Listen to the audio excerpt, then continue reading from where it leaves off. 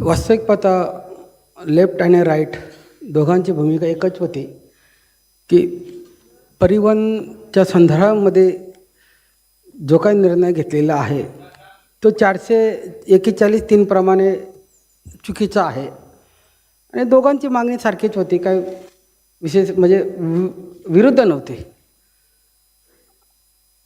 या ठिकाणी शेवटी हा सभागृहामध्ये लेफ्ट, राईट आणि प्रशासन असे 3 या ठिकाणी जबाबदार नागरिकांच्या सुखसुविधेसाठी जबाबदार व्यक्ती बसलेले आहेत, जबाबदार मंडळ बसलेलं आहे. आणि अशा वेळेला प्रशासन या ठिकाणी जे काही निर्णय घेताना शेवटी आपण सॉरी बोललो म्हणजे आम्हाला आनंद झाला असं म्हणता येणार नाही, अजिबात आनंद नाही. आणि ही वेळ परत परत येऊच नाही, कारण ह्या ठिकाणी ज्या काही आपण भूमिका मांडल्या प्रशासनाने विशेष करून ती कुठून चिट्या कशासुद्धा आल्या तर कायदा मान्य करत नाही ना. हो आला ना, कायदा मान्य करत नाही. आणि मग अशा वेळेला स्पष्टपणे सगळ्या गोष्टी लिहिलेल्या असताना सुद्धा जर प्रशासन एखाद्या भोवऱ्यामध्ये सापडला असेल तर सापडू नये. भोवऱ्यामध्ये प्रशासनासमोर एखादा भोवरा निर्माण झालेला आहे. मी काय म्हणतो ते समजतं सर्वांना, परंतु ह्या सभागृहासाठी, सभागृहाच्या प्रतिष्ठेसाठी आणि नागरिकांना चुकीचा संदेश जाऊ नये यातून. ठीक आहे, आम्ही लेफ्ट आणि राईट हे जनहितासाठी एकमेकांवर आरोप प्रत्यारोप करत असतात किंवा त्या विषयावर आरोप त्या विषयाच्या खोलात जातात, तिथपर्यंत ठीक आहे त्यांचं.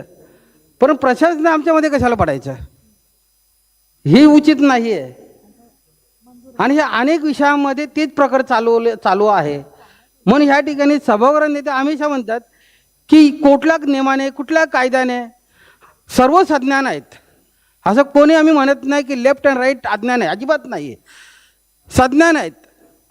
जवळजवळ 5-6 टर्म या ठिकाणी जिंकून आलेली मंडळी आहेत, सर्व सज्ञान आहेत. परंतु अज्ञानाची चोरी करणं चुकीचं आहे, आलं का ध्यानात. म्हणून आता प्रशासनाने समजू नये की सतत सभागृह अज्ञानात आहे, यांना काही समजत नाही, तर असं ह्या ठिकाणी करू नका. शेवटी याची सभागृहाची लय कोणी घालवू नका. आणि विशेष करून प्रशासना तरी आम्ही या ठिकाणी नवी मुंबईचे आम्ही या ठिकाणी सदस्य आहोत.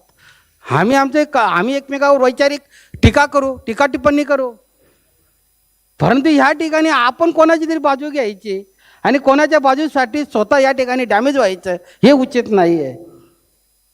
या ठिकाणी लाईव्ह आहे, पण नवी मुंबई पाहत आहे. म्हणून आपण या ठिकाणी माफी मागितली, ह्या गोष्टीचा आनंद मला तरी नाही आणि आम्हाला तरी नाही आहे. आणि अशी वेळ कधी येऊ नका आणि विनाकारण कायद्याचा अर्थ चुकीचं काढू नका. आणि हेच अर्थ आहे म्हणून तो मारून घेऊ नका आणि तेच पटून द्यायचा प्रयत्न करू नका, असे या ठिकाणी मला या ठिकाणी सांगू इच्छितो. धन्यवाद.